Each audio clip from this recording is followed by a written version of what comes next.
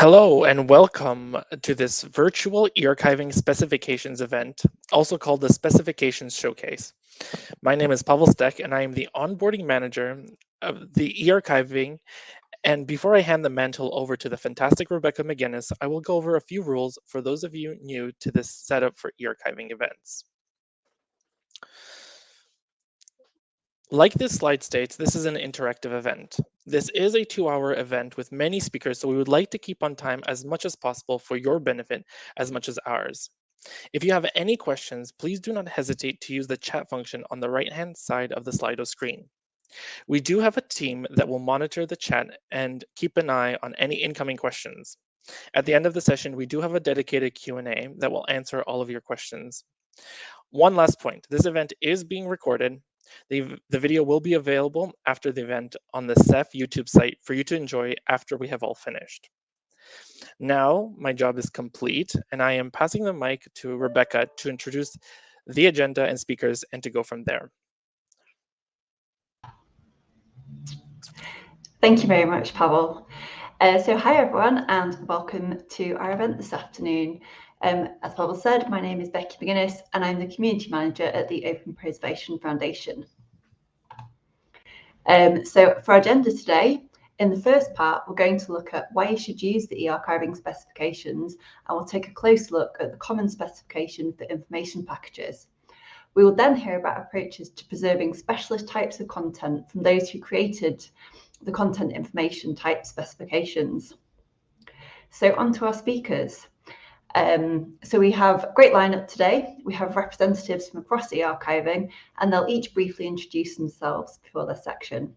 So that's it from me, and I'll hand over to our first speaker, Fulgencio San Martin.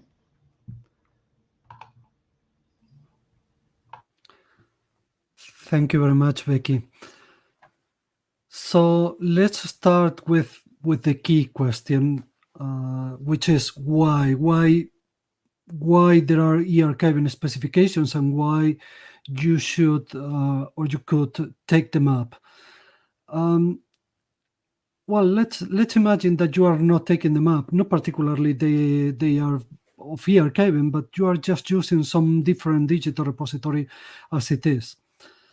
So there was this phrase that was pronounced by a colleague this year. In digital preservation, doing nothing is not an option.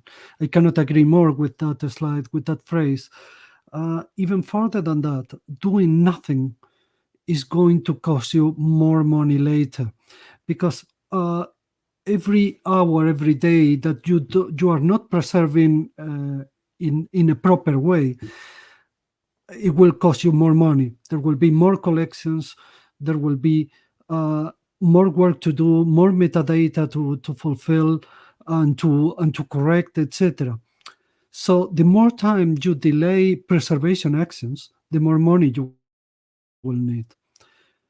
Very often this cannot be avoided because you don't have the resources, you don't have the money, there is some load that you are attending to. But in any case, you need to take these aspects into account when taking the idea of moving to a proper solution. And what is the proper solution and why the e-archiving specifications? Well, that is the mitigation to the problems that I was mentioning a moment ago. The mitigation is that you are not stuck in a corner with a proprietary software or similar, and that is taking up interoperable international standards, particularly European standard specifications, and that is e-archiving. And there you would have another question. Next slide, please. The question is it better to buy an application, to take up an open source application, or to develop your own application? Well, the answer is easy. It depends. If you have the team of programmers that you can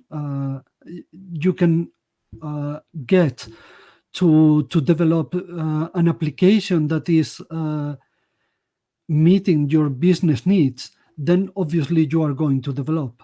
But if you don't have neither the programmers nor the resources to buy anything, then probably you should start with an open source solution.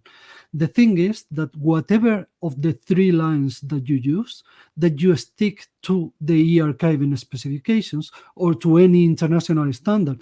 But what the European Commission has now, the best that the Commission can offer now for digital archiving is for sure e-archiving. Next slide, please. And indeed, the e-archiving was developed by national archives. And it is not an application. It is not only an application. It includes applications, but mainly e-archiving is just the specifications. So the data that you are saving to some place in a digital repository, in a folder, in a hard disk, in a data center, in the cloud, that are all stored in the same way, with the same metadata, not with the same metadata, with the same metadata types, with the same metadata schemes, not obviously with the same metadata. E-archiving was developed and is being used by national archives across Europe. So there is no one better than national archives in order to develop and to maintain them. You can see in this slide what e-archiving includes. So it is specifications, but also some sample software.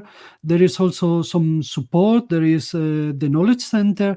There is a lot of training. There are a lot of webinars. I think we already have like 16 or 17 this year, or in the last 2 years.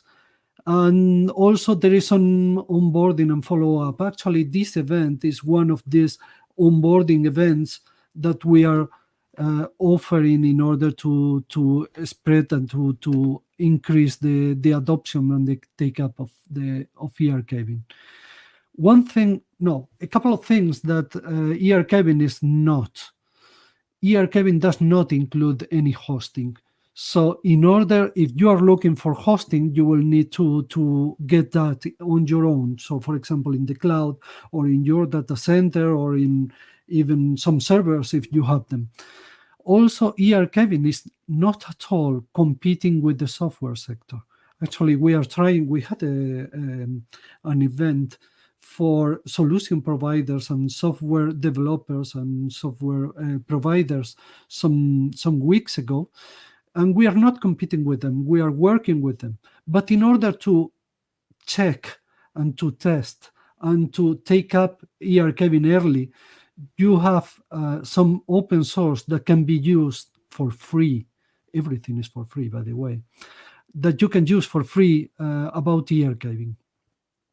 So that's it. In case you need some adaptation of the software, there you would need to contact some, some consultant or some developer in order to develop following your business needs. Next slide, please. So the specifications are the core of e-archiving. They ensure that you will be able to migrate very easily from one version to the next one, from content and metadata, between generations of systems, between applications, etc. So recently we asked the community, that is one of our motto. So we are listening to the community. And we asked the community for their comments on several of the specifications of e-archiving. And actually, almost all of them have been either refreshed or they are new, or they are completely new. Like, for example, the first time guidelines of electronic record management systems, ERMS. The geodata was published, I think it was last year or a couple of years ago, and the e-health that is totally new, that it was published just a month or two ago. And we even have 2 specifications of e-health. I don't want to keep more time talking about this, so we have one expert with us who can explain it much better than me. Her name is Karin Brandenberg, and she is right after me. So this is over to Karin Brandenberg. Thank you very much.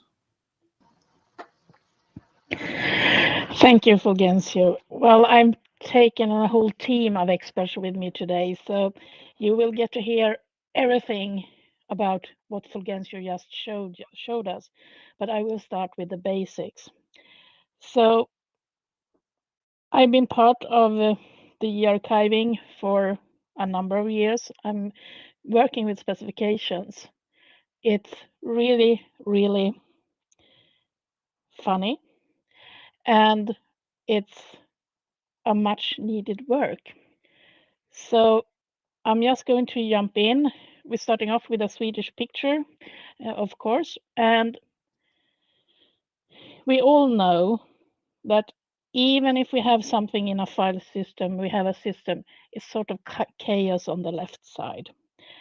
We want to move this information and we want to move it into the archive or to another archive. So we want to have order in the chaos, passing through some magic wonder, which we actually do have some magic wonders to talk about, and put it into a CITS and CSIP. You will hear a lot of acronyms today. We are living in acronym land when we are talking about transfer of information, but I hope some of them will fall into place and that you actually know what we do with some of the acronyms. When we do have the order in the chaos, what we are striving for and what we are working towards is the transfer. And the transfer can occur in so many different places. If we start down on the left, we have someone sitting at a desk at an agency creating information. We have the public creating information that actually ends up in the records management system for an agency. Or we have a person creating information. We want to get that information out, and we want to have it in a format that we all can use and understand, so we can achieve all the different outputs we want to have. Or actually, we want to have one output that all the different other systems can use. So we want to maybe move to another records management system. We want to send information to another agency because we have a case of some sort that needs to go from the tax agency to the social services. Or we want to publish the information as open data. I'm totally aware that we don't want to have the tax information out on the World Wide Web like that, but that's one of the things you can do when you do everybody have the same specifications in the bottom and using the same specifications. The one creating the web page know that when they get information for this type of this content type, it's easy to build an application, and we can gather everything, and we don't really need to think. It can also go back to the public or a researcher. And the big thing, we can put everything into the box and move it to an archive. And then we actually start to circle again because researchers go into the archive and so on. So it's really, really a big, big network of things happening. When we come to eArchiving, we are talking about the OAS reference model as the basis. Down to the left, you have the model as it described in the standard itself. I usually talk about grocery shopping. I actually already been grocery shopping one time today. So I go grocery shopping. I have an inventory of what I want to have. I put that in my bag. That's my submission information package. I put it into my fridge. And I have a really nice fridge. I can either pick put my grocery bag in as it is, or I can order things depending on what they are. For example, I want my eggs to last for 10 years. I know I need to pickle them then, but yeah, my fridge take care of that. And this is my archival information packages. And actually my fridge can be of whichever brand. The brand is not the important thing here. I want the fridge to do and take care of my groceries. And then someone wants to do some research, or actually some people think I'm a good chef, so they want me to cook a meal. So I pick out my bag because I was really, really good at this. So everything I need for my meal, I have in a bag. So that's my dissemination information package. Or it's possible, depending on the regulations and everything. I know that's not, you might not be able to following all the regulations, searching in between different information package, archival information packages, but in the cases when you can pick everything out from different packages. Since I do store my potatoes in the bottom drawer and my eggs on the shelf, I need to pick them out from different places so I can take that and create my meal. We are not going into that. Actually, is it really authentic when I start cooking my meal and breaking my eggs? But you get the picture. So that's where we're starting off with the OAS reference model. Moving over to the specifications, and you have a number of links. I will repeat them, and you will also have access to the presentation afterwards. So you will be able to really click around and look at what we have. So when we look at the specifications, the basic, as Fulgencio said, for both CS and CITS, and here we start the acronym and traveling, is using standards. But working with standards, don't print this image out on A4 or letter format. You can't read a thing. This is best when it becomes around 3 meters long. This is, even if it's a couple of years old, it's the best visualization of the metadata universe that actually exists. This is what we are talking about when we're talking about data transfer, conformance, and preservation. You have the different domains, you also have the different functions, and you also have the stars in top being the different standards and in which sections they belong. How the heck do we navigate this? Some standards are really open and some standards are not open. One do it one way, another one do it another way. What help? I will get into and solving the help in just a couple of slides. Currently, most of these standards are based upon XML, so the extensible markup language, which is, even if it's said to be for the machines, if it's done correctly, we as human beings can actually understand them. Since you can open them in a text editor and you can read them, it's actually, if something really goes wrong and something happens, if we just have a text editor, we can actually see and understand the XML. I'm not sure we want to do that if we are looking at a database, but it's possible. So we can read it. Evolution goes on. We don't know what formats will be coming, but be assured we are looking at this and we are monitoring this. We need to know and see if there are alternatives. Of course, we will be using them, but I would say it takes time for these alternatives. They need to be stable before you start implementing them in the archival setting. Because as you know, who wants to live forever? But yeah, we actually want to keep everything for forever, depending on appraisal and so on. But it needs to be there and it needs to be accessible. The standards currently used are a number. The biggest one that we are using within the eArchiving setting is METS, the metadata encoding and transmission standard, which is used to describe the information packages.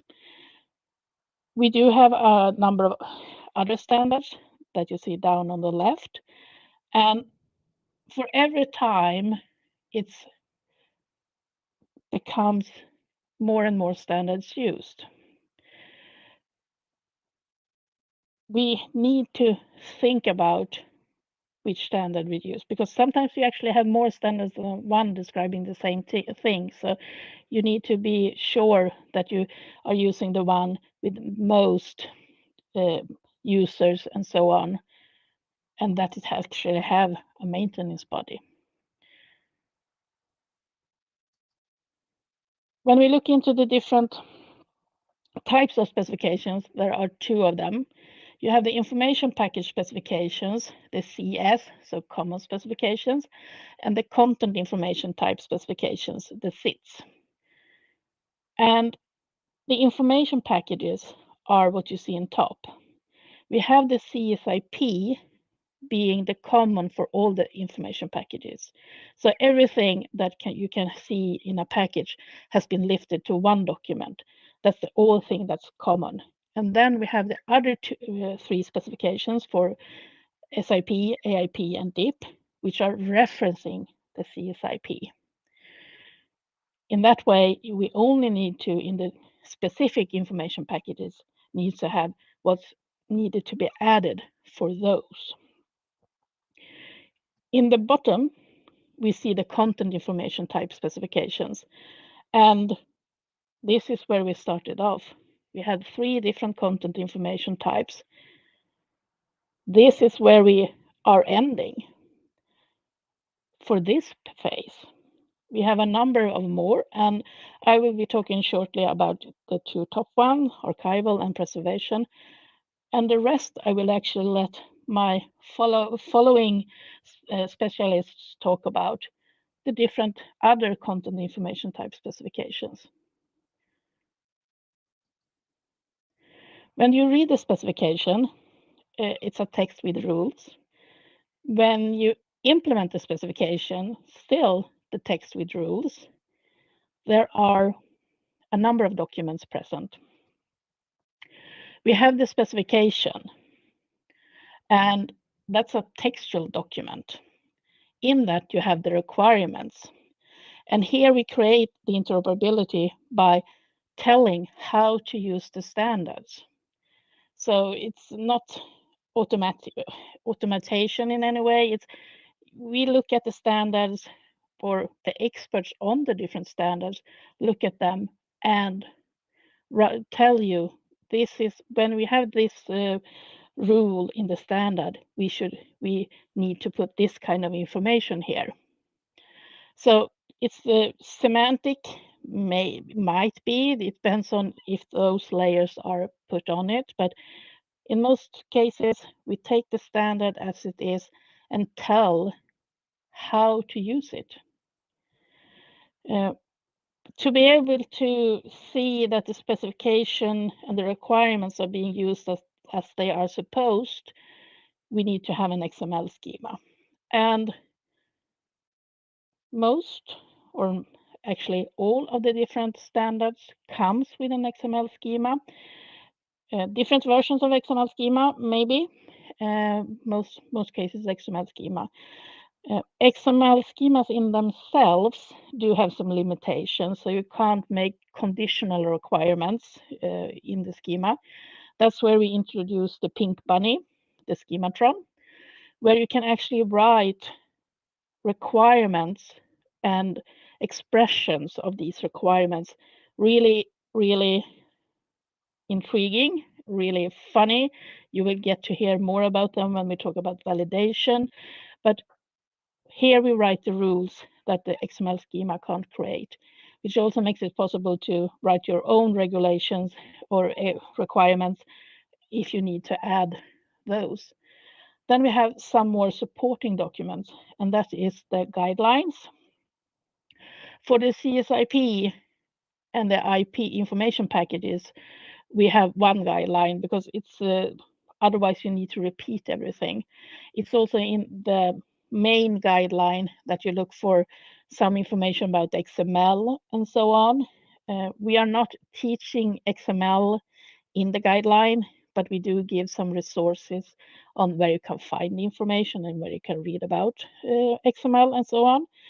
And then what will be starting to grow is examples, because I know that everybody wants to have real life examples so they can see and really touch and feel the things that we have done.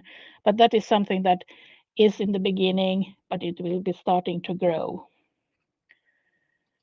Another one is two really important terms. You need to understand occurrence and obligation. So occurrence is cardinality, and that's the 1.1, which you should understand as it's mandatory. All of these cardinality and levels are described in the guideline for, I used to say the guideline for everything. So in there you actually have the descriptions of these, but so some pages there you should print and actually have easy access to, so you can easily translate to ordinary speaking. The level is what are the recommendations, and especially if it's not mandatory, is this something I should use or may I use it? Must is, of course, mandatory. When we do have our specifications, how do we create the files? Well, there are a lot of different ways to get a file or files following a specification. So if we go, and it's kind of actually being and having that magic hat that do things for you, it can be a built-in export. So a lot of the systems today do have some kind of export. The really ones we are looking at and that have been part of what we're doing in e-archiving is actually to have systems that actually follow and package following the content information type and with the addition of how to put it into a package following the information package specifications. There are package creation tools. You can get your answer there by actually you have an export, and then you have tools that create that and put that nicely into a package. You might have an export, but you might need to transform it to actually follow the CITS. Not something you do in an afternoon, I know. You might need a consultant, but that's also a possibility. Using the format that you get out and transform it to something that we have commonly agreed upon. If there is no way to get something out, you might need to do a mapping, which means that you actually sit there and do the work of looking at your system, map the information you have to the CITS, and write the software that do that mapping for you and create the export files. We have export tools that actually go into and look at the different databases, which is one of the big things. Databases is rather simple to export, in my opinion. We have database preservation toolkit. We have CITS suite. He has one CIT creation tool belongs there, but also in the package creation tools. So some tools can do more than one thing, and there can actually be manual creation. I do hope no one has to do and create these documents manually, but it's possible. When we go into the information package, so the CS document, it's the principles and requirements for the information package. When we look at it, it starts off, the CSIP document starts off with the principles. What makes a package, and how do we identify it and its contents?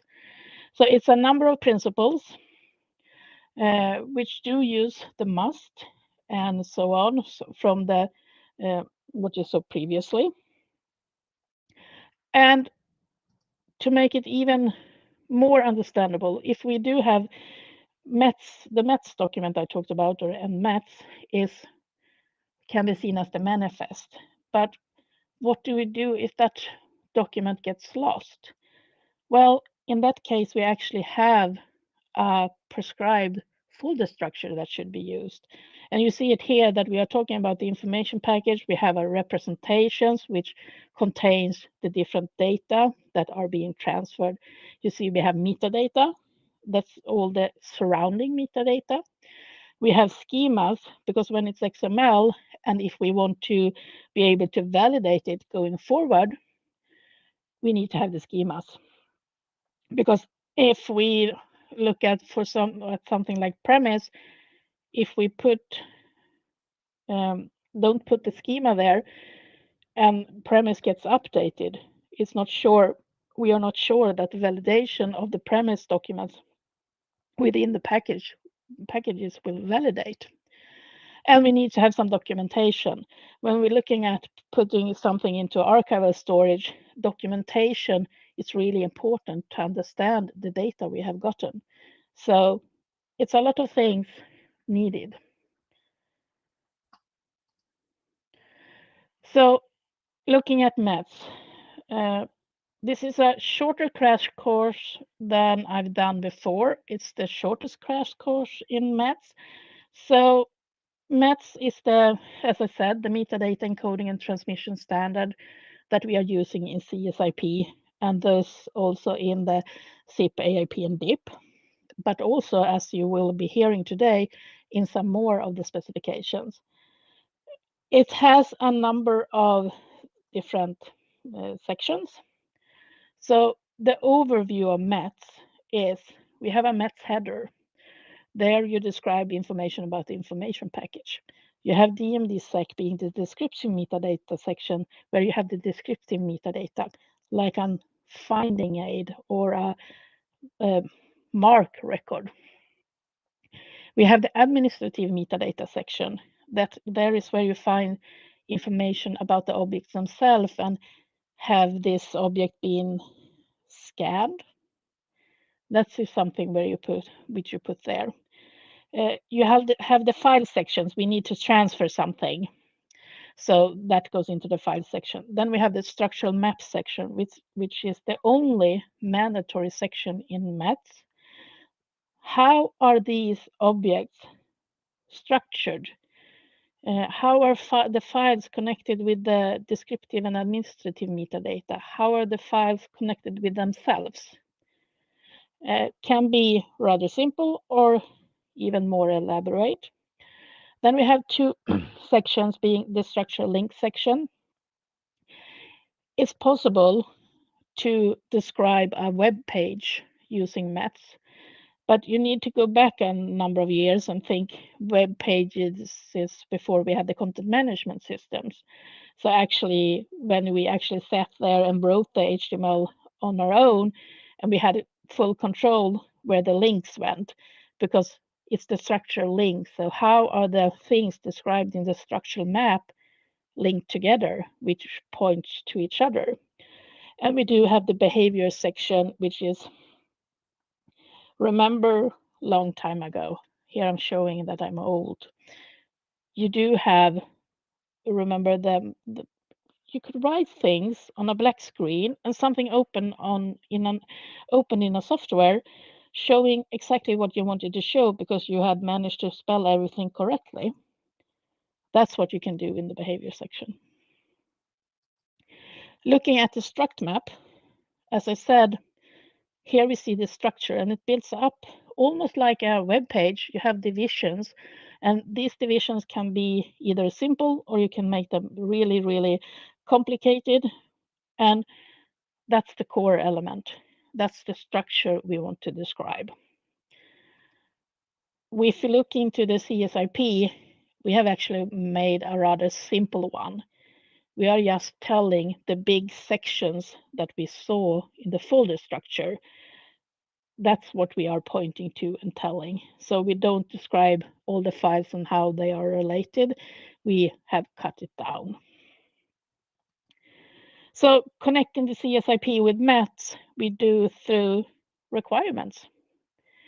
We have the requirement ID, we have the name of the requirement, and that is actually telling us how we are supposed to use the standard METS. And the thing with using the standard METs is that you won't need to also create a profile. So the requirements are actually created from the METs profile, where we describe how we in this specific use case are using METs. So all these things that you see almost all the things you see on the screen actually comes from the METs profile. So that's one of a key document when you're using METs. When we connect the different information packages, the zip and dip adds more rules to the CSIP and describes those specific information packages. We also add some extra attributes that are needed in the different cases. And we also tell where we have, for example, added one attribute where we tell where in the OAS reference model are we? Where is my shopping bag? And the eArch AIP description talks about how to handle the package in an electronic archive. How are we using METs there, and how do we connect it, and how do we actually have the AIP structure, and what do we need to think about regarding doing migrations and so on. All these 4 specifications are being released in their newest update during this week. So, as I said, a lot of work, and as Fulgencio said, updated or new is the keywords for today. When we connect the content to, we need to connect some of the specifications that we have created to the information packages. So when we look at the archival information, that's the descriptive information the section of the information package, we actually are pointing to already existing uses. For example, the Swedish FGS Arkivredovisning, or the profiles that Archives Portal Europe have created, which when you use them actually makes information easily to send to Europeana. We have the records in context, which is being released during the next couple of weeks, which also is describing the creators, their records, and the finding aids. And actually, you can use whatever you need, because that is actually up to you, because we don't want to write a new specification for how to create the finding aid. That has already been done. So reuse is also a keyword. When you have the information package in the system, or if you're lucky, even before, we need to take care of the preservation metadata so we know what's happening with the objects. And there we are using the standard premise. Also a new released base profile of how you can use premise for your preservation metadata. And it also will go into the AIP, and the AIP will add some specific things needed just in that setting. But the CITS premise or CITS preservation is the key to the basic. When we look at maintenance and contributions, so the maintenance is handled by the Digital Information Lifecycle Interoperability Standards Board, the DILSIS board. You find us on our own webpage, or you find all the specifications, and you find all the specifications in GitHub. So there you have everything. That's where you can give comments, you can download them and everything. And we have an email being info@dilsis.eu. So the big question, can I or we contribute? Of course you can. You can request to create a specification. You might have a specification, you are a group that have a specification that is already heavily used, and we can endorse that one and actually work together and show that it works in this setting. We want you to use the existing specifications and give us feedback in GitHub. Let us know what you think, give us comments, show us when they aren't working. And as Fulgencio said, we do have reviews. We have had 5 review cycles during the last 2 years. I'm really, really grateful for all the input you have given us, and please continue to do that. So that is the basics. And I saw that we have gotten a question regarding the interoperability based on alignment of standards or some automation. Now we try to write, as I said, the way to understand the standards. And I'm not going to be the main show today or talking the whole time, even if I know I could continue for a couple of hours. I will hand over to Stephen and the first CITS that we will be hearing about today. So eHealth 1 and Stephen, please. Thanks, Karen.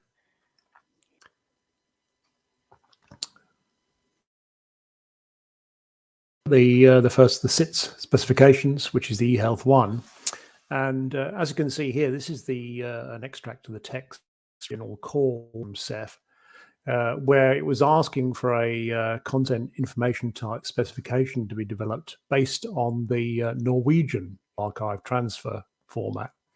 So the Norwegian National Health Archive was a project that we at Pickle were involved in this CITS development, where we developed a central archive for patient medical records or journals. And so this was continued on from that project. Next slide, please, Karen.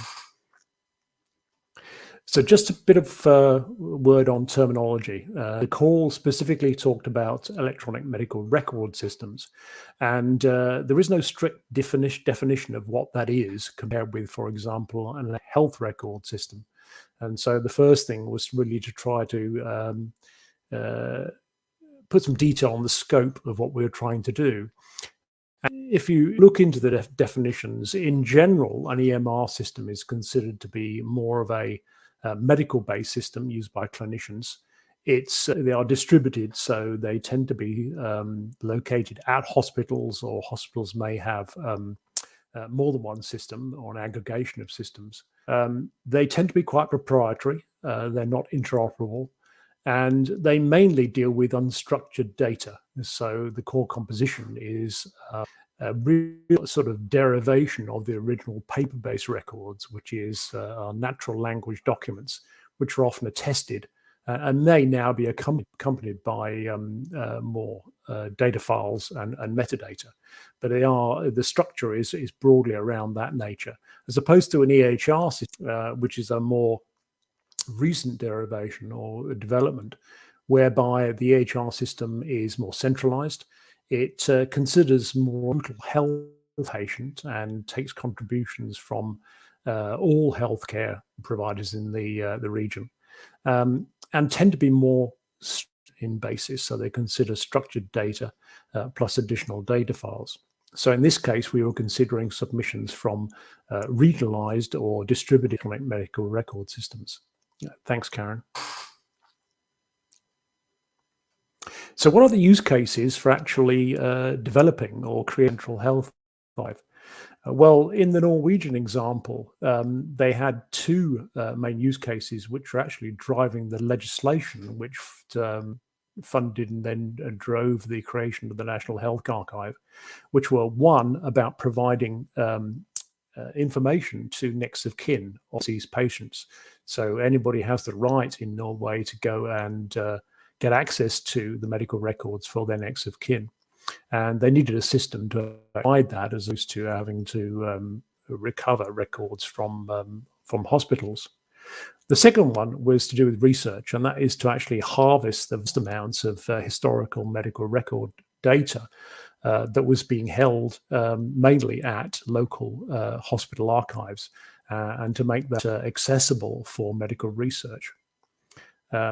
Adding on and building on those two use cases, we also have during the project two other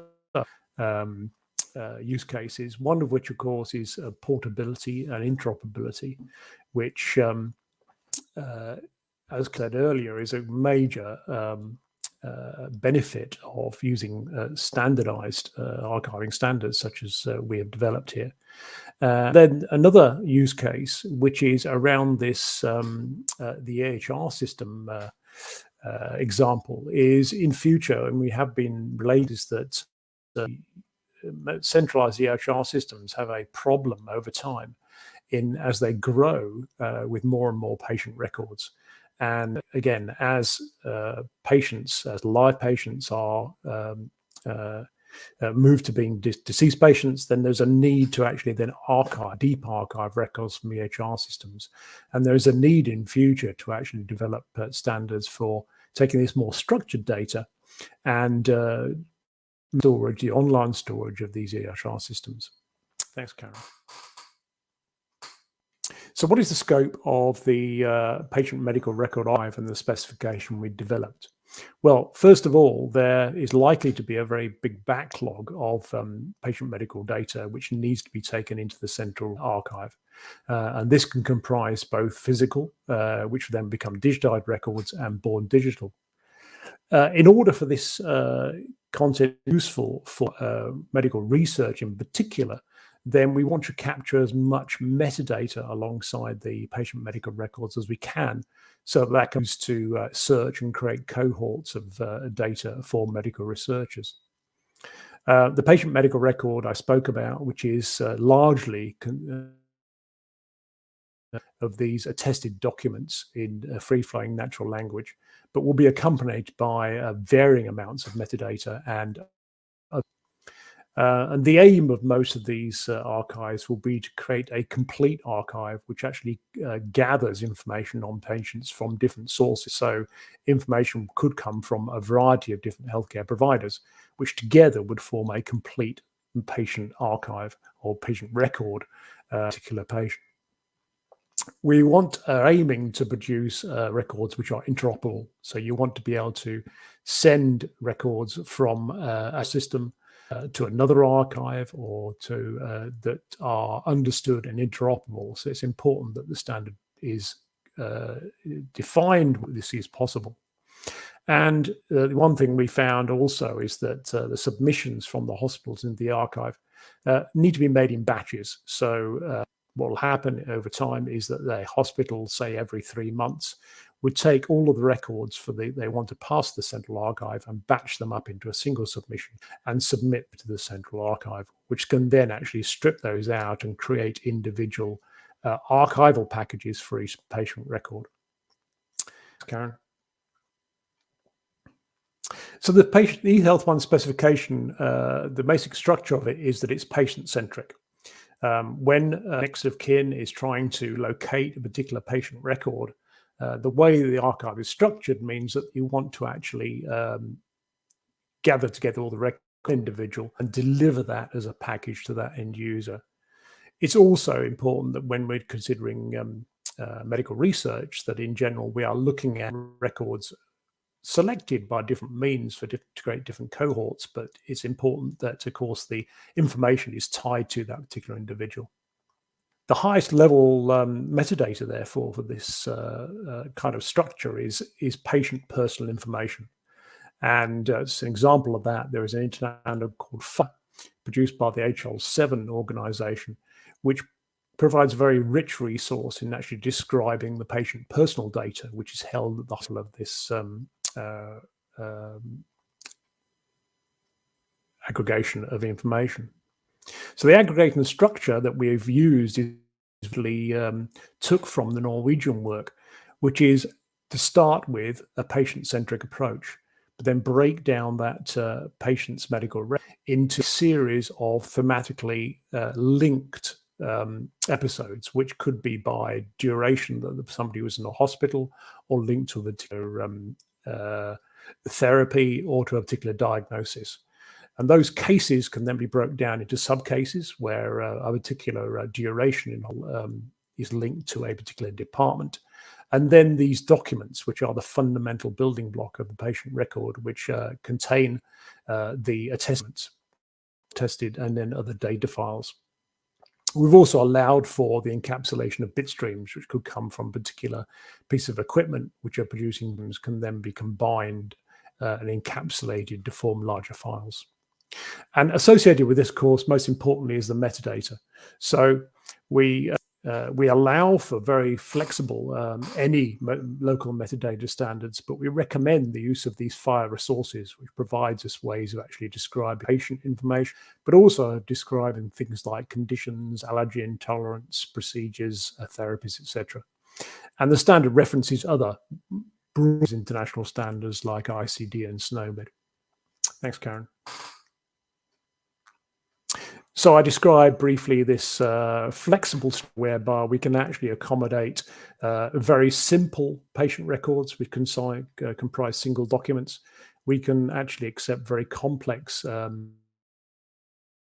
multiple cases which have come from multiple hospitals, multiple institutions, and comprise different periods of treatment. We can have subcases which may divide down into different departments or therapies, and within each case or subcase we have individual documents which are associated with a particular set of notes which may have associated data files such as a radiography or files or video files. Thanks, Karen. So associated with the specification work which we've done and is part of the website, we've also developed a tool which is a eHealth1 SIP creator tool which produces eHealth1 SIPs from extractions from source EMR systems. So the SIP creator is a desktop Windows application. It's intended to be simple to use, deployed in hospitals. It produces compliant SIPs from extracts from EMR systems. The extract format is defined, but the SIP tool can be configured to automate scripts to actually transform non-compliant extracts into compliant extracts that the tool can work with. It's configurable for different metadata standards. So again, although we recommend the use of the FHIR standards, it can use any local standards, personal for clinical metadata. And of course, the outputs can then be validated using the available tools for validation, eArchiving SIPs. Thanks, Karen. So just in summary, so the CITS specification for eHealth1 describes a standard for submission of complete patient medical records to a central health archive. It uses a patient-centric, case-based technology, so for organization of electronic medical record systems sourced patient records. There could be future use cases which could consider EHR systems, which is more structured data, and could actually be combined with something like the CIARD or RDBMS standard, actually encapsulate relational database content. And the adoption of the specification, of course, will be driven by the need or drive and legislation to create these central or regional health archives. But it allows for interoperability and portability of those archival packages if a central archive is created. Thanks, Karen.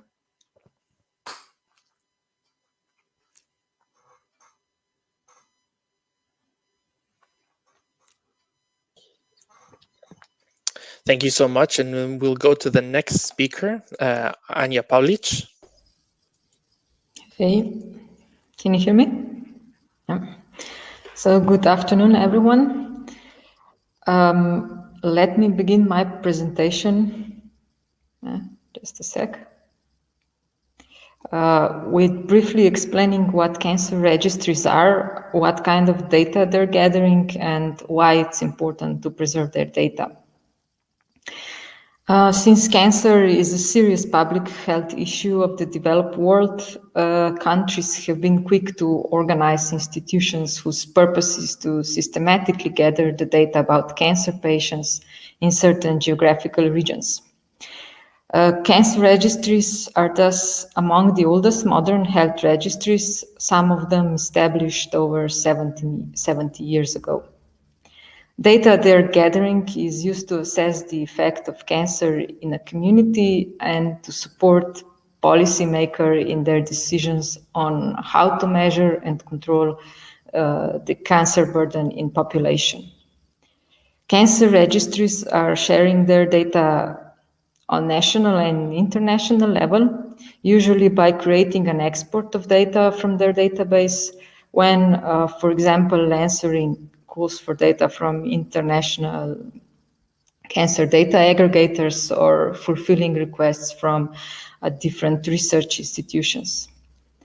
eHealth2 team called these data sets cancer registry exports, and the eHealth2 specification is about long-term preservation of these exports. Next slide, please. When writing eHealth2 specification, we haven't just started from scratch. We were actually able to base our work on existing specification. Karin previously mentioned eArk's common specification for information package and specification for submission information package. Both of them, as it was said, are OAS conformant and can be easily adopted in any archival system. Also, working in the eArchiving building block gave us the opportunity to share knowledge and experience with people writing specification for other information types. For example, with the eHealth1 team and Geospatial team. And we of course, were able to get inputs from several cancer registries. So for the eHealth2 team, the task was to figure out a way how to create the information package that can hold the cancer registry export data and be conformant to high-level eArk specification. Cancer registry export data is a term we are using for all the data and documentation pertaining to the process of exporting and delivering data from cancer registry to the end user. And we finished our activities in eHealth2 by writing guidelines for the eHealth2 specification. Now, Karin, please. So for the eHealth2 specification, we had to define the content of the information package, or in other words, what is to be archived or kept for long term in order to create information package that's complete, authentic, and long-term usable.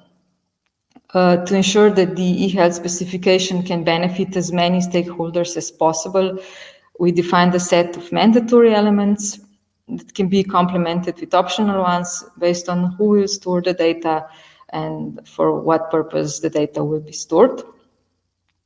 The elements on the scheme engulfed with the blue line were taken from eArk SIP specification, and the rest are eHealth2 specific. There are not many mandatory elements because the exporting from the cancer registry is only in some cases a structured or let's say in advance defined process. So the first mandatory element is, of course, data set from cancer registry that contains patients' characteristics, data on disease, treatment, vital status, mortality, and so on. And these are basically all the standard cancer burden indicators. Second mandatory element is the documentation that defines the content of the previously mentioned data set, usually in a form of agreement between the cancer registry and the entity that requests the data. And the rest of the information package folders should be filled when or if the documentation exists. Of course, more documentation means more accurate and more self-explanatory information package. Next slide, please, Karin. There's usually quite a substantial gap between data producer and the archival institution in understanding long-term preservation and processes related to it. So to bridge that gap, the eHealth2 team created a step-by-step manual that aims to explain and clarify requirements that were set in specification. The guidelines, as we had the opportunity to learn during the creation of test eHealth2 submission information package, are crucial for proper use of specification. Apart from describing the context and potential users of the specification, we decided to also provide a real-life example of an information package that was taken from Slovenian Cancer Registry, and it was based on international call for data by the European Network of Cancer Registries.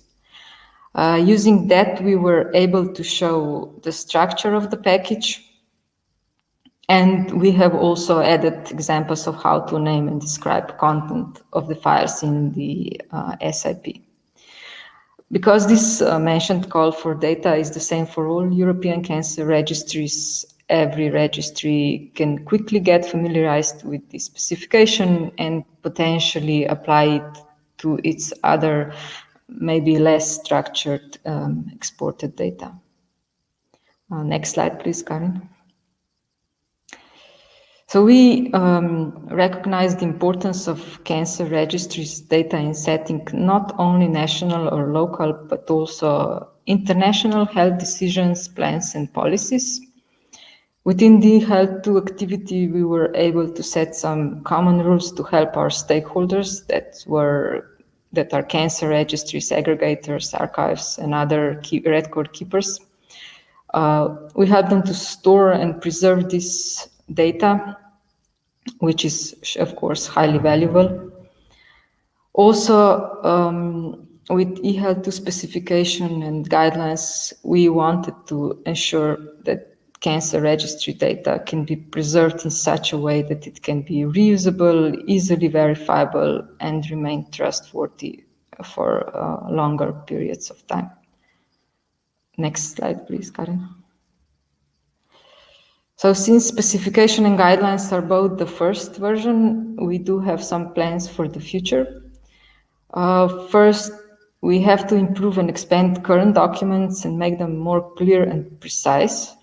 We would like to mainly add rationale for every requirement and provide another less structured example of SIP that would not be based on international call for data.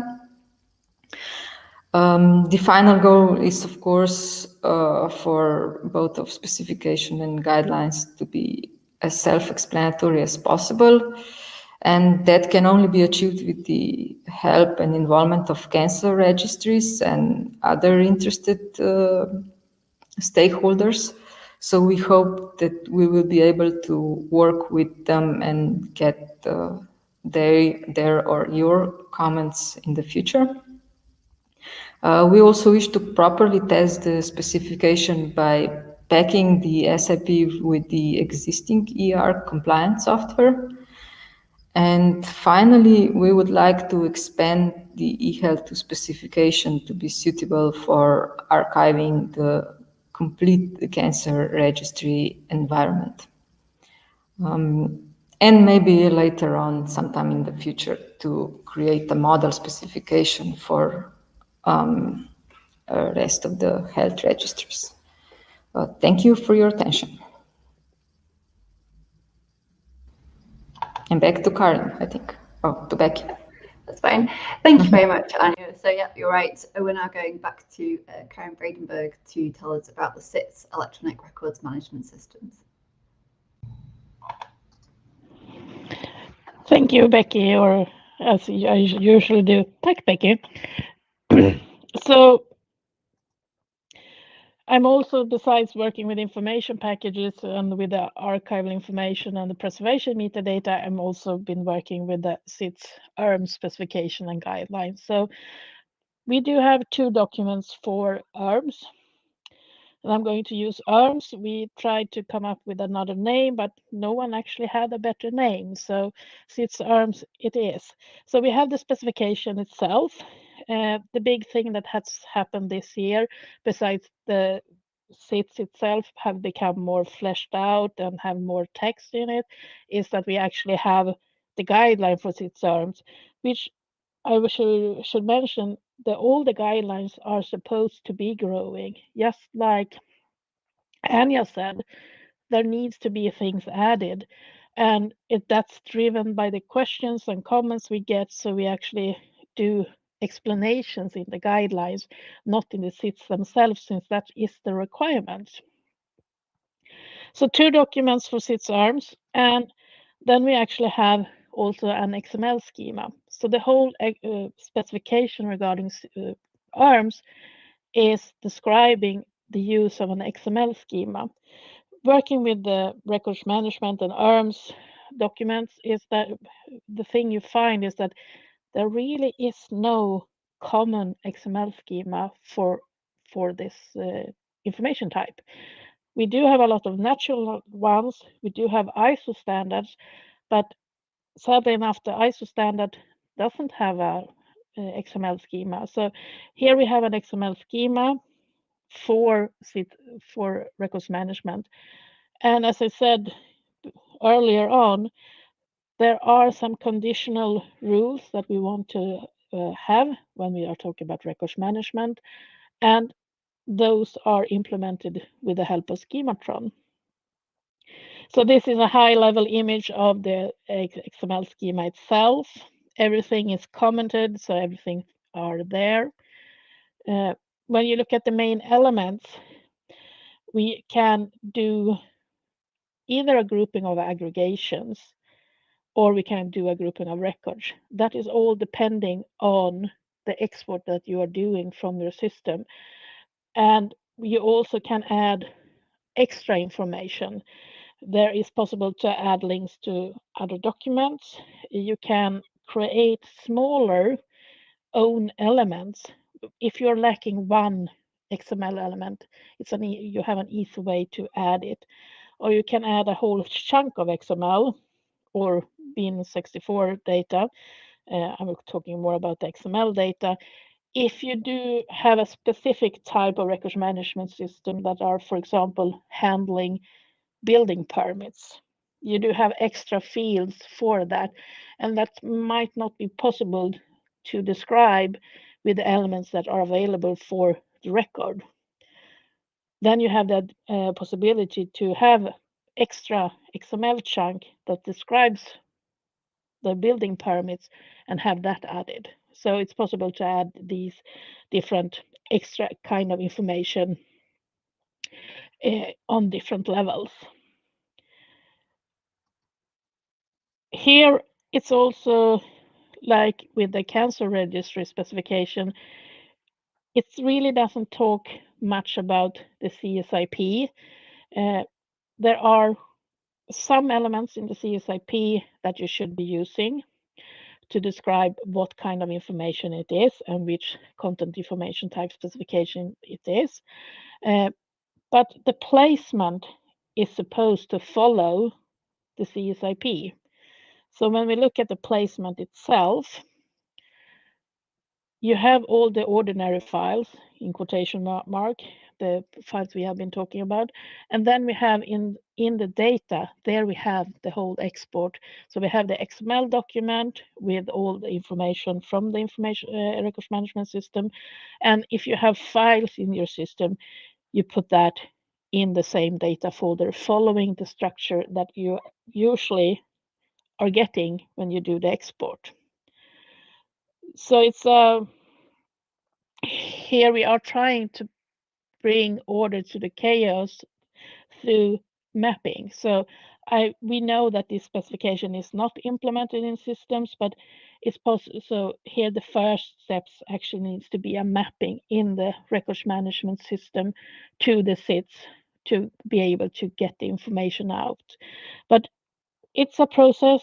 It's going on. We have had a version of this specification here in Sweden for a long time, and we do have systems that have an export following that specification implemented. So it should be, they know and can easily update to follow this version. And with that, I'm actually not going to say much more about the records management, and will hand over to Gregor, who will talk about geodata.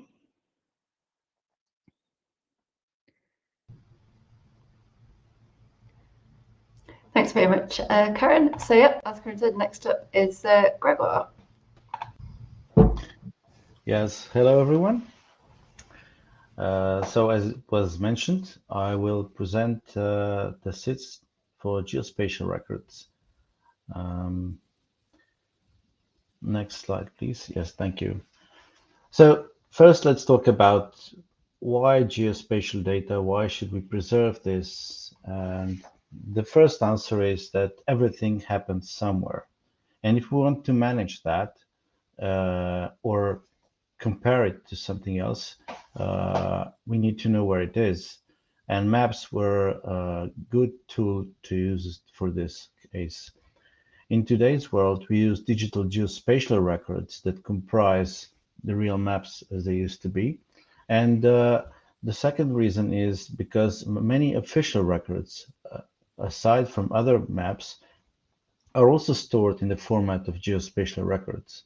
Like, for instance, the upper picture where you can see an example of a spatial plan where the zones are designated in the city, what will be built where, is this an industrial area or something else. And this has consequences like taxing, revenue, calculations, and building permits, and so on. So this needs to be preserved. The second case for that is that geospatial data is a common denominator for all data.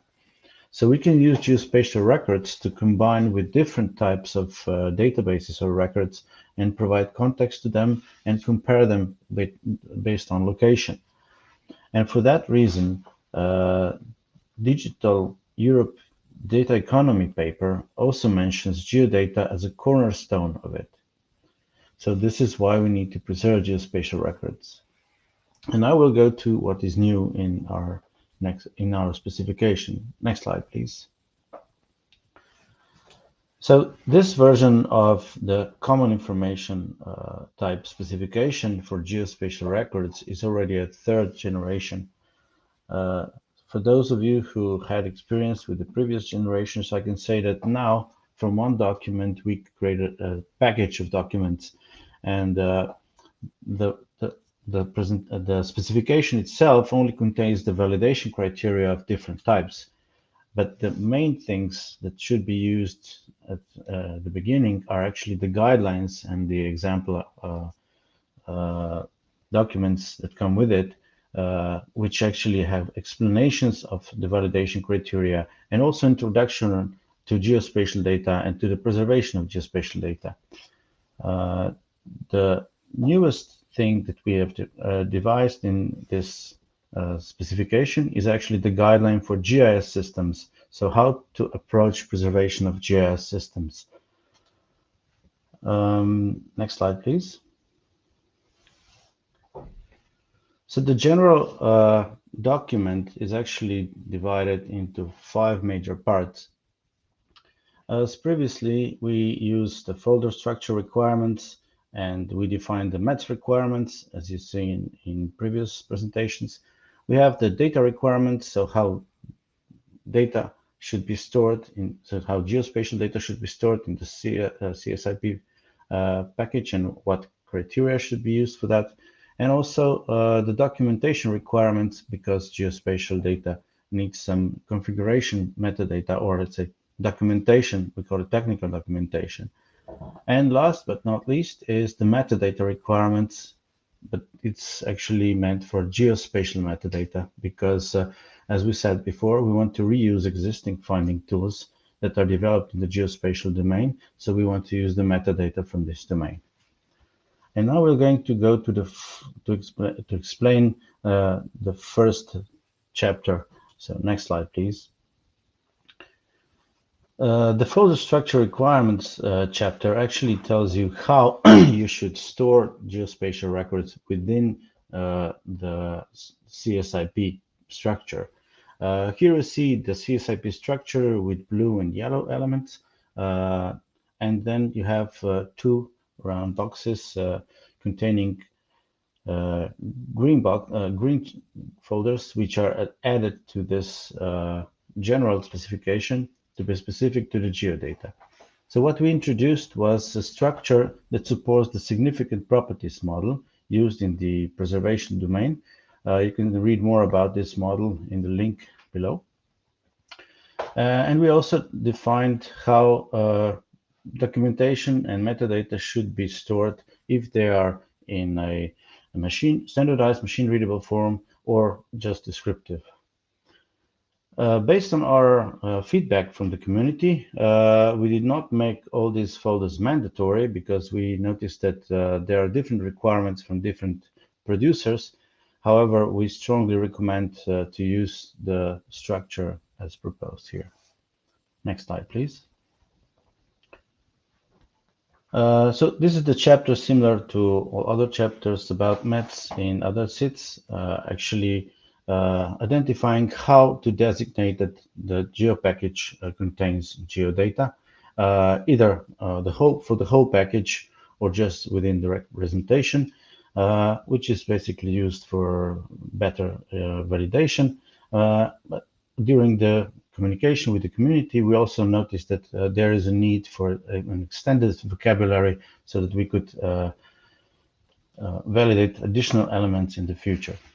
Next slide, please. The biggest chapter is the chapter about the data requirements. So how geospatial data should be formatted and where it should be stored. We defined generally how which criteria should be met for vector data requirements and requirements for raster type of geodata. But we noticed that this is not specific enough for a good validation, so we introduced a new term called the long-term preservation format profile, which could actually be used for specific formats that different archives or different data producers use. Next slide, please.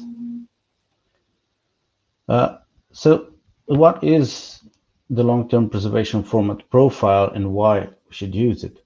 So what we see is that as opposed to some other CITS, a geospatial domain is very complex and contains different formats and different types of content, from raster data sets to vector data sets to point clouds to satellite imagery and so on. So we actually provided examples of two types of specific guide profiles. One is for geospatial vector data using GML 3.2.1, and one is for geospatial rasters using TIFF format, baseline 6. And you can see on the right side that this is something that we expect the community to build. Because you already use some criteria to validate geospatial data, and we would encourage you to actually use this as a template for developing long-term preservation format profiles for different data that you use, either being specific to your local business rules or just the format rules. Next slide, please. The fourth chapter is about technical documentation, where we actually talk about the structure of the data. So how the data itself can be structured or needs to be structured, how it needs to be rendered, how it's behaving, and of course, which coordinate systems it uses. And this is something that needs to be stored in a machine readable fashion for automation purposes later on. Next slide, please. Thank you. So geospatial metadata is something that is already used within geospatial domain. So we actually defined the placeholders for this, and we support the storage of standardized machine readable metadata, like based on the ISO standards or the INSPIRE directive. And of course, as a separate representation, you can also store proprietary machine readable data. Any other metadata needs to be stored in a separate documentation folder. Next slide, please. So now we're talking about the new types of documents, so the guidelines for CITS Geospatial, where we can see that this is where we actually moved all the explanations and introductions. This document contains introduction to geospatial records for the archivists, introduction to significant properties concepts for geospatial experts, and of course, rationalizations for all CITS requirements with examples of solutions and so on. Next slide, please. We also added a CITS Geospatial with GIS for more complex systems. In this document, we introduce what types of GIS systems there are, what you can actually meet in the field. We introduce some GIS preservation strategies, and of course, rationalize and explain some of the validation criteria that is specific to GIS with examples using some existing standards. Next slide, please. So to summarize, we created a new and upgraded version of the CITS Geospatial, which is more extendable, supports multiple standards and formats, and has guidelines for easier implementation. And what is next? As said before, if we want to use this successfully, we need to collaborate to see what you can actually bring to the table. We would like to invite you to read the documents and try to implement them and give us feedback so we can get more user needs and develop things for the future. And that is all from my side. So thank you very much. Thank you very much, Gregor. Next up, we have Anders Bo Nielsen from the Danish National Archives, and he's going to talk about the CITS CIARD and CIARD standard. Thank you for that, Becky. Yes, first of all, we're going to get the agenda on here on the first slide, which will show up. And going on to the next slide, we will have a look at what is actually the CITS CIARD. Now, the CITS CIARD is, as it says here, a packaging specification. And on the right hand is an illustration from the CIARD format specification. And quoting it, it actually says that it is assumed that a database in CIARD format is archived as part of an information package together with other documents. And CITS CIARD is such a kind of information package format. And the red rectangles show the CITS part. So let's look at the next slide, please. Here we actually have the content. And speaking about CIARD, again, taking it directly from the CIARD format specification, says that CIARD is, in fact, just as an XML-based Word or email file containing an internal file structure consisting of metadata, primary data, and various auxiliary data, an archived relational database in its own metadata, describing the document more precisely, in addition to the actual table data. And that's regardless of whether we have a metadata catalog in the OS packages, the packages, that's the actual packages we've been seeing before, be zip, AP, or dip. The red rectangle shows the CIARD part, the actual content, and we will look more into that a bit later. Next slide, please. Now, first of all, why at all do we need a CIARD? Well, the reason is actually that the relational database is still the most widespread and dominant form of organizing structured digital information, and is essential for data management in government as well as in business. Now, apart from handling traditional registries, relational databases are increasingly being used to manage a huge quantity of documents in the form of digital files. Despite the ISO standard for SQL, the interoperability of proprietary relational databases is limited, especially over time, and that is a problem that the CIARD format addresses. Now, going on to the next slide, we have some more details about CIARD. Now, CIARD is, as it says, software independent archival of databases. That is a normative description of an open file format for the long-term archiving of relational databases. CIARD is non-proprietary, it's published, and an open standard. CIARD itself is based on open standards, including the ISO standards Unicode, XML and SQL, the URI Internet Standard, and the standard ZIP. Now, the aim of employing these internationally recognized standards is to ensure the long-term preservation of and access to the widely used relational database model, as well as easy exchange of database content independent of proprietary dump formats. Next slide, please. Here we have the development of the CIAT file format. Now, around the year 2000, we at the Danish National Archives developed a relational database preservation format based on EBNF, XML, and SQL. At the same time, the Swiss Federal Archives developed a more elaborate format called CIART. And in 2008, the CIART 1.0 format was developed by the Swiss Federal Archives. And at the same year, it was accepted as the official format for archiving regional databases of the European Open Planets project, in which the SFA participated.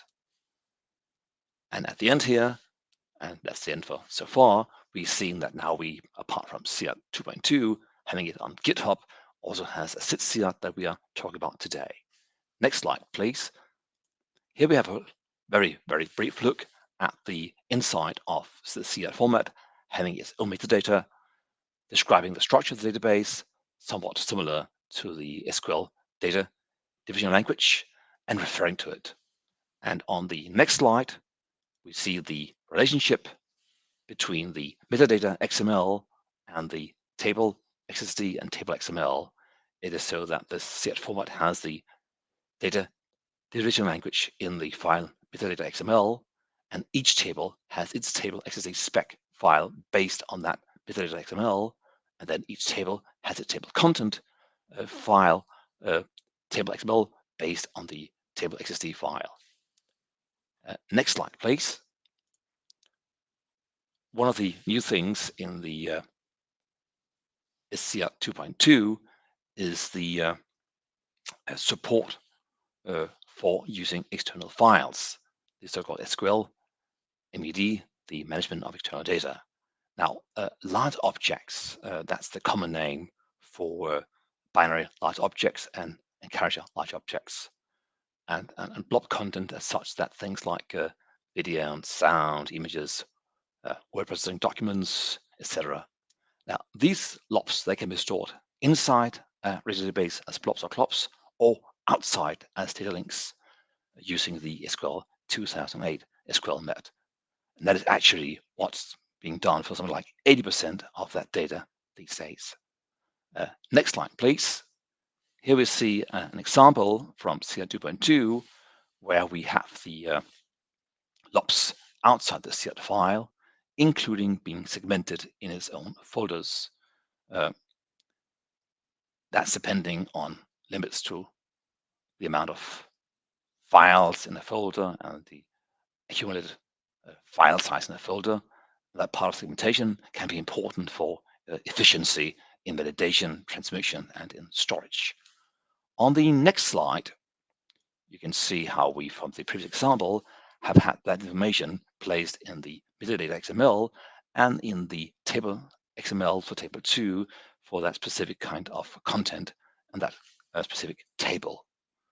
Moving again on to the next slide, we will now get to the brand new specification, namely the CITS CIART.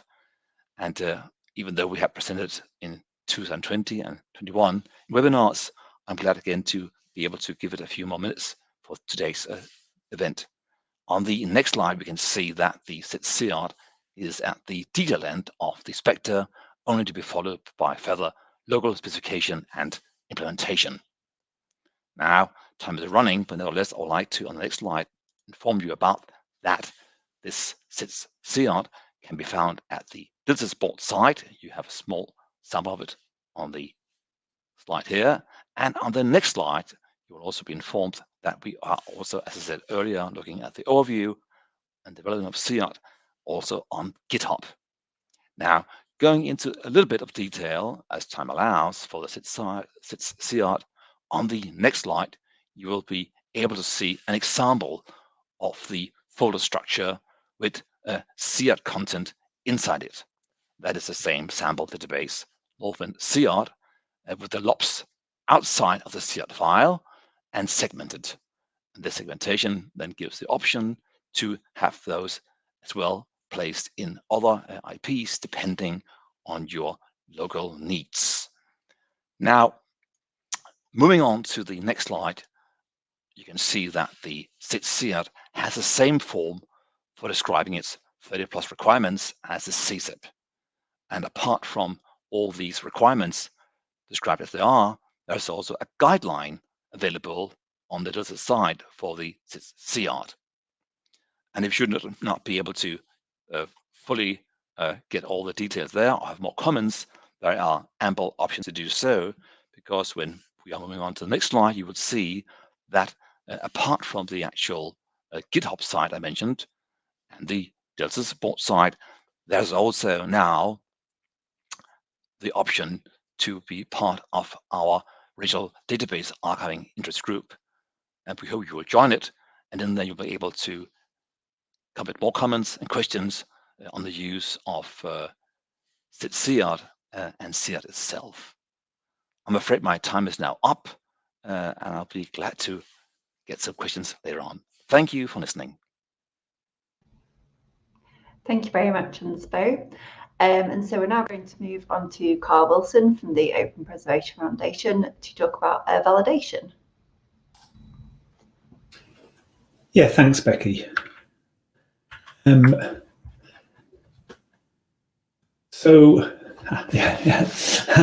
Karen. Yes. So yeah, my name's Carl Wilson. I'm technical lead at the Open Preservation Foundation, and I've also been leading the validation activities on eArch.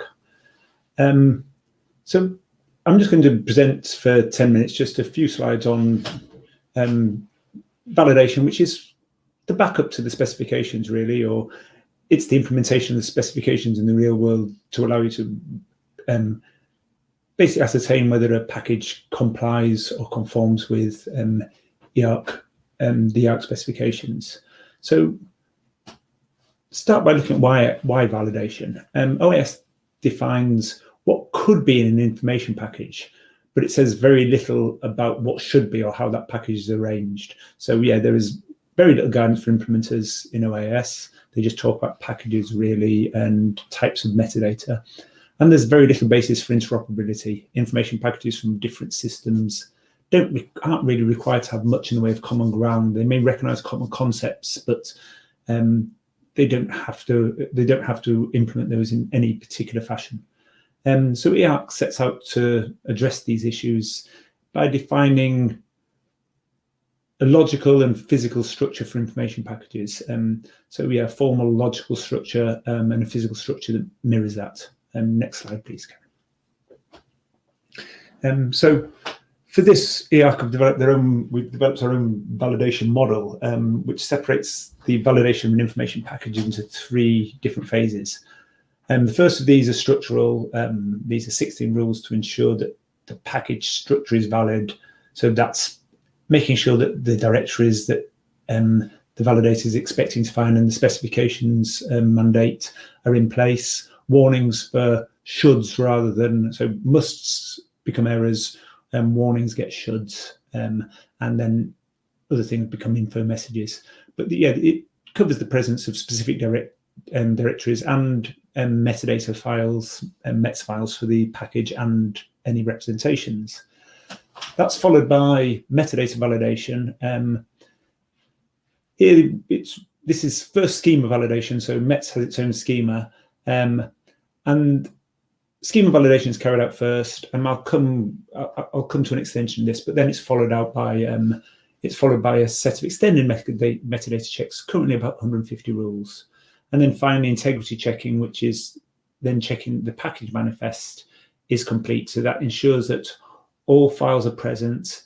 If requested, it will verify checksums. That may take a long time depending on the size of the package, and that no orphan files are present. By orphan files, it means that there's no files on the file system in the package that aren't referred to in metadata somewhere. Next slide, please. So here's the basic structure of an eArch information package. Metadata can be gathered as subtypes underneath a root folder, descriptive preservation, and you are free to create folders for other types. Then there's a representations folder, again, different representations, each with their own ID. And to some degree, there's a mirroring of the structure at this level, but this is for information that pertains to a particular representation. So data is the content for a representation. There's no data at the top level, but metadata can be added as actually a package or a representation level, similar to documentation. Next slide, please. Yeah. So the next phase I talked about was metadata validation. So this starts with validation of the XML METS files against the METS schema, but that's a fairly loose validation, mainly because it means you can't have illegal elements in there. But in terms of what has to be in the METS file, actually the METS schema doesn't really mandate very much at all. A struct map and very little else can form a valid METS file. So validation of the METS XML doesn't give you an awful lot. And so what we then do is validate against an additional eArch extension schema. So that defines a few additional attributes that are extensions to the METS vocabulary to identify package types and to some degree content information type specifications used as well. And then finally, there's validation against an extended rule set, and it's considerably more prescriptive than the METS schema. It's published as a METS profile that's available on specification sites, and it's actually enforced through the use of schematron. Yes, next slide, please. Yeah, and then finally, I will come to discuss the metadata validation in a little bit more depth in a later slide. And finally, the last phase is integrity checking. So here again, all files listed in the metadata documents are tested to see if they're present in the package. If checks and validations requested, then checksums will be generated for these files and tested against the checksums in the METS file. And then finally, this check for orphaned files, making sure that every file in there is referred to in some way. There's no loose files that have got no references anywhere within the package. Next slide, please. So coming back to the metadata validation, so we've used schematron to extend XML validation. So we carry out schema, which is XS and the official XML schema validation first. Then presuming that the METS document's valid against that, we then run this extended validation using schematron rules. The reason we've used them is that METS validation by this official schema is quite limited, and a valid document can be very sparse. Now, METS profiles have been the traditional way of extending this, so giving guidelines as to the particular features you would like to see in the METS file for a particular institution. But these profiles aren't machine enforceable. They're machine parsable. They're an XML document themselves, but there's no way of actually enforcing the rules in a profile against a particular METS document. Schematron's another XML technology built on XQuery and XPath, and it can test for patterns and conditions in XML documents. So we've actually developed about 120 to 30 CSIP schematron rules, and then another 30 or 40 outside for SIPs and DIP validation. And these basically extend validation and start to look for mandatory elements from the specification. And again, there's errors for mandatory elements, warnings for elements that are should, and informational messages for things that you may or cans. And this rule set's actually extensible. It's loaded at runtime, and you can even write your own rules if you want to. Next slide, please, Karen. And finally, I'd just like to say a little bit about the support we're offering for people looking to implement or use the eArch specification. So there's a validation service for testing packages either during development or when you're getting used to using the specification. That's an online REST validator. There's a Python library for local validation or for your own services, and there's a similar Java library, Commons IP, which implements the same validation rules in Java but giving developers of software a choice.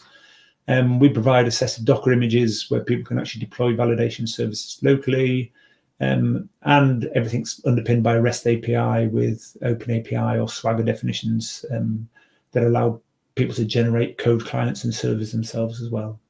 Next slide, please, Karen. And finally, just some resources which are of some use for people trying to get started. The top level URL is the online validator that's available. That's fire and forget. You can upload packages. Obviously, large packages take some time to upload and take some time to validate. But once the package has been validated, nothing's retained on the site. And there is a Docker image which will allow you to run that validator locally if you wanted to as well.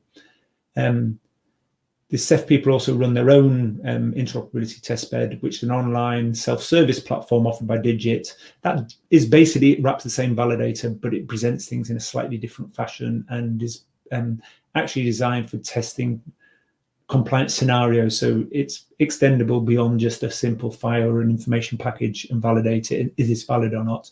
It basically puts in place a structure that allows you to write scenarios and test whether scenarios are filled, but those scenarios aren't developed within the project yet. And then there is a bunch of sample packages that demonstrate individual areas for testing. So that's every one of the structural and metadata rules has a corpus package, which both gives valid and invalid examples. And that's my 10 minutes, and that's the end of my presentation, I believe. Next slide, Karen, but I don't believe there is one. Great. Thank you very much, Carl. So we now have time for a question and answer session. So if you've got a question for any of our speakers, please do add them to the chat box. If it's a particular speaker you want to address your question to, please add that as well. It just sort of helps us to find the right person. So I do believe we've got a couple of questions lined up already. And I think the first one is regarding an e-health archive. What solutions are you considering for semantic interoperability of health records? So can I hand that over to Stephen?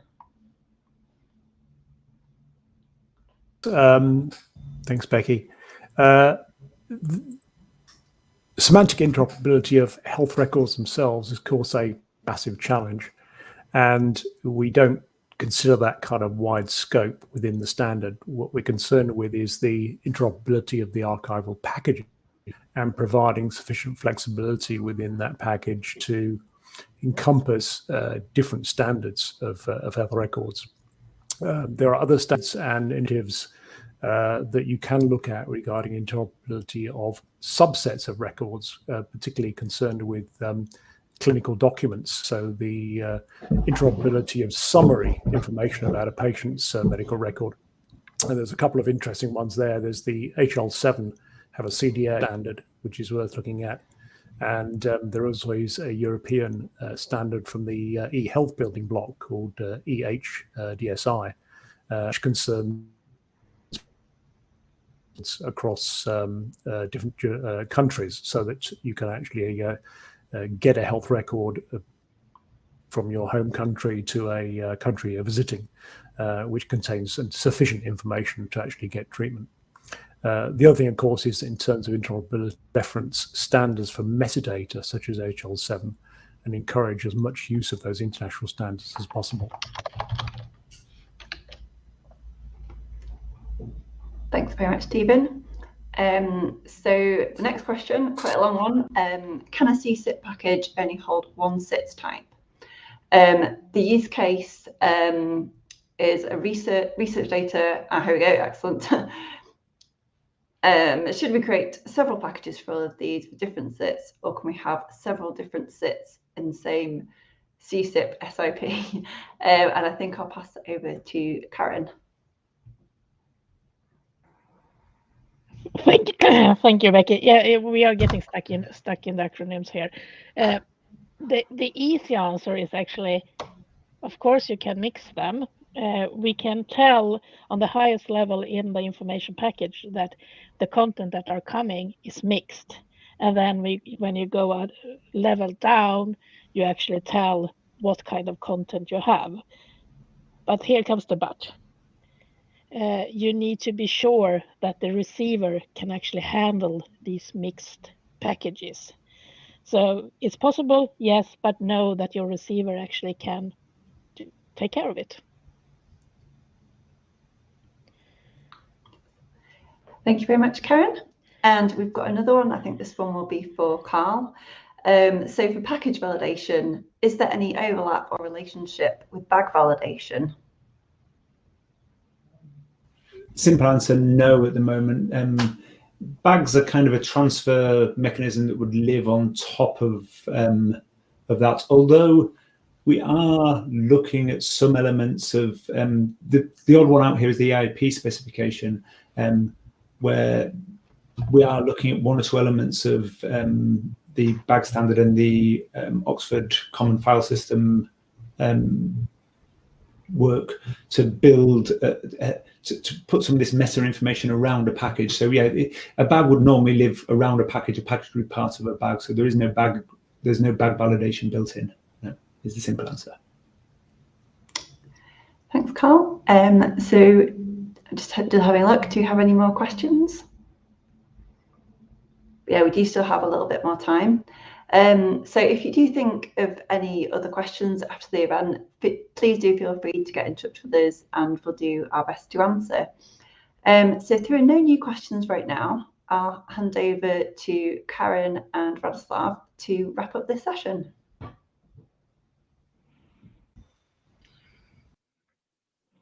Okay, I think, do you hear me very well?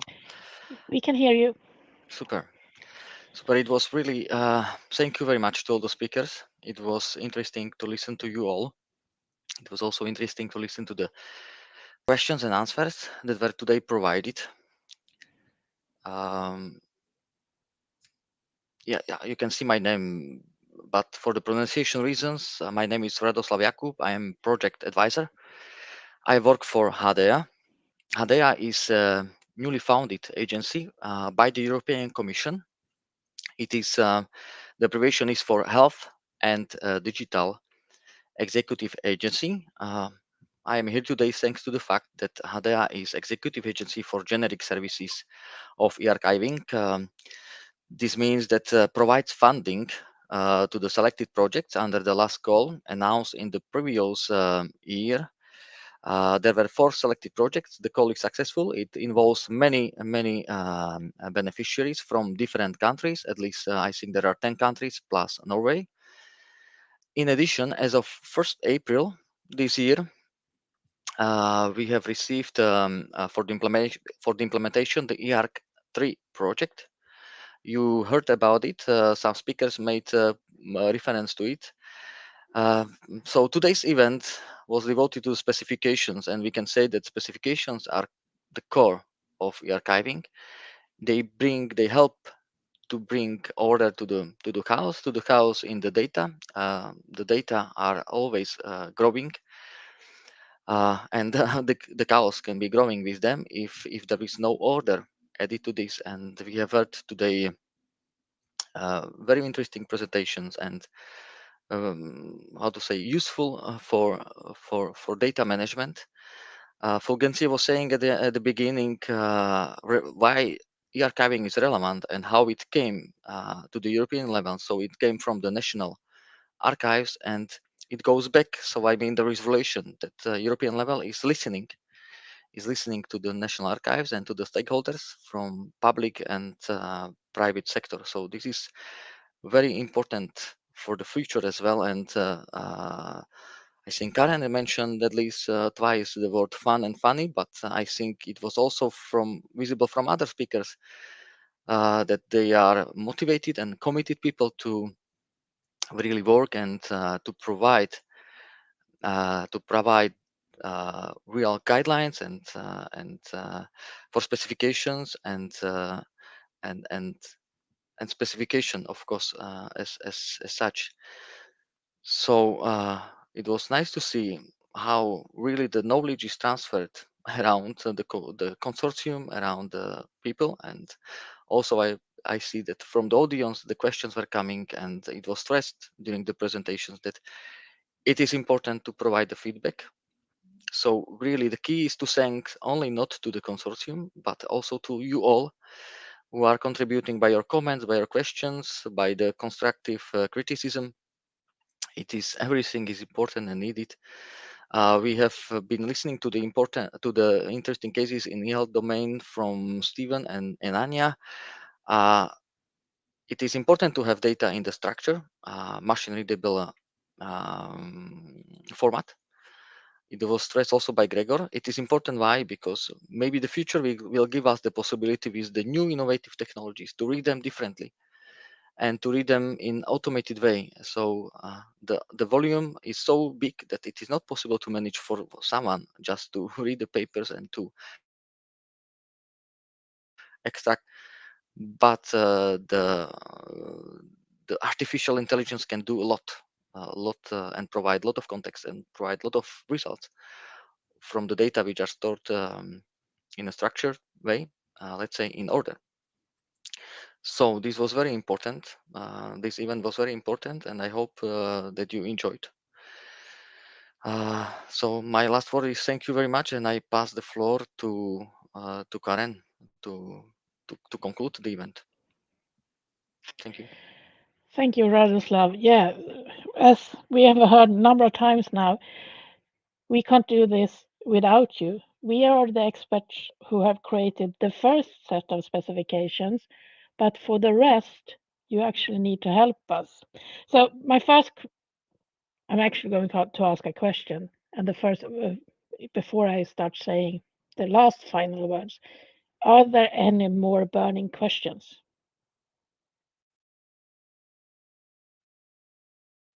And as you know, we are sitting, so we are really sending this, so we can't hear you. But as you saw in the slides, you can contact us through different ways.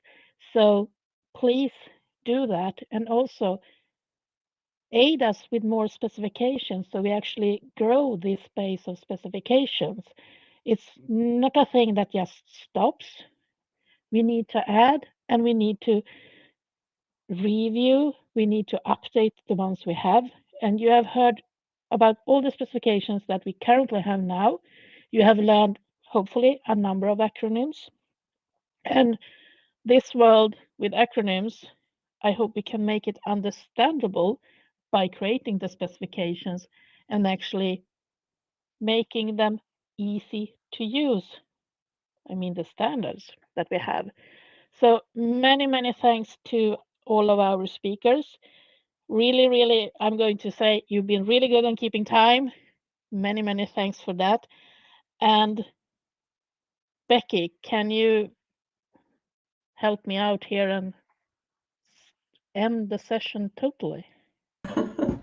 Thanks, Karen. Yeah, so thank you very much, Karen. Thank you to all our presenters today. And thank you very much, everyone else, for attending. We will be making the recording and the slides available soon. So do keep an eye on social media and the eArchiving website for when those are available. And as sort of Karen said as well, yeah, if you think of any questions, if you have any comments or feedback, do get in touch. So thanks very much again, and bye for now.